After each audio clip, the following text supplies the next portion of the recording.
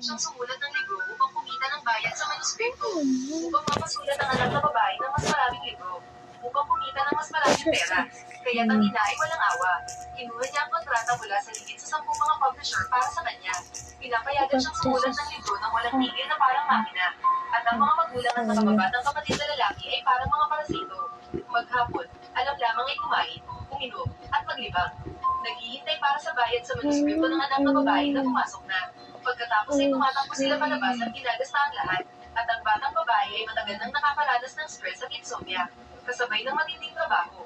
Sa edad na 8-20, siya ay nagkaroon ng malubhang depresyon. Kaya't ang batang babae ay lumapit sa kanyang ina.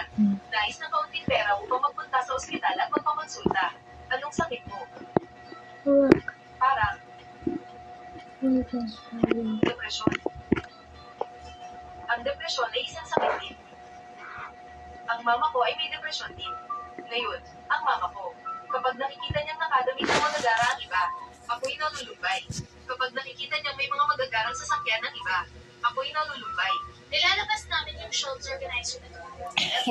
Para makita syempre ng mga bata. Kaya sobrang tulong nito Schultz organizer na ito sa ating tindahan. Kung naalala nito, every taon na unang pinili ko organizer. Dahil ito na pinili ko ang mga masyado.